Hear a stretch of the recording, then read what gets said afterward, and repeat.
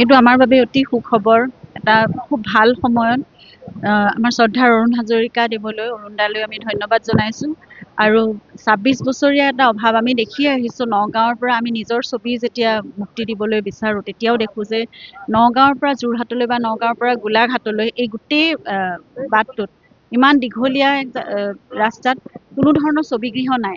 এখন অসমীয়া ছবি নিৰ্মাণ কৰিলে এই বোকাখাটৰ ৰাইজে সদায় যোৰহাটলৈ বা গোলাঘাটলৈ গৈ ছবিসমূহ চাব লগা হয়। এটা বহুদিনীয়া অভাৱ পূৰণ হৈছে।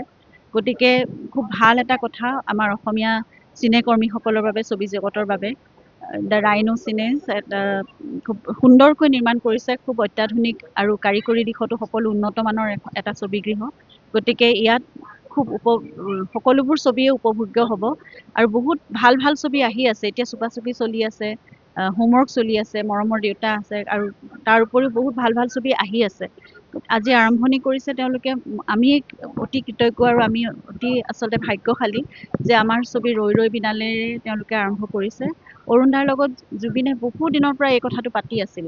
ভাইমন দাৰ যিদিনাখন পোষ্টাৰ ৰিলিজ হৈছে জ্যোতি চিত্ৰবনত, সেইদিনাই অৰুণদাই জনাইছিলে যে এটা ছবিগৃহ তেওঁলোকে নিৰ্মাণ কৰিবলৈ লৈছে। তেতিয়াৰ পৰাই জুবিন বহুত উৎসাহী হৈ আছিল আৰু অৰুণদাৰ লগত প্ৰায়ে কথা পাতে যে ছবিগৃহটো কেতিয়া মানে কাম সম্পূৰ্ণ হৈ উঠিব, কেতিয়া উদ্বোধন কৰা হ'ব, তাত কেতিয়া ছবি লাগিব। আৰু অৰুণদায়ো ভাবিছিল যে ৰৈ ৰৈ বিনালেৰ পৰাই এই ছবিগৃহটো উন্মোচন প্ৰথম উদ্বোধন কৰা হ'ব। কিন্তু সেইখিনি সময়ত হৈ নুঠিল আৰু বহুখিনি অভাৱনীয়ভাৱে বহু ঘটনা ঘটি গ'ল। কিন্তু আজি আমাৰ বাবে এটা শুভ দিন। আৰম্ভণিটো ক'ৰবাততো হ'বই লাগিব আৰু আজিও জুবিন আমাৰ মাজত আছে।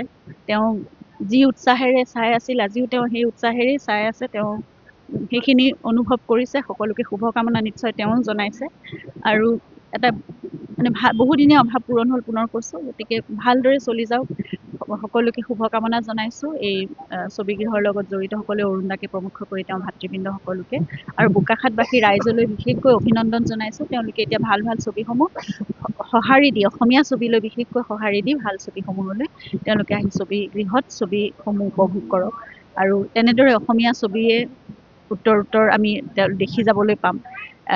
ছবি জগত বুলি আমি এতিয়ালৈকে কৈ আছোঁ, এতিয়ালৈকে এটা উদ্যোগ হিচাপে গঢ় লৈ উঠা নাই।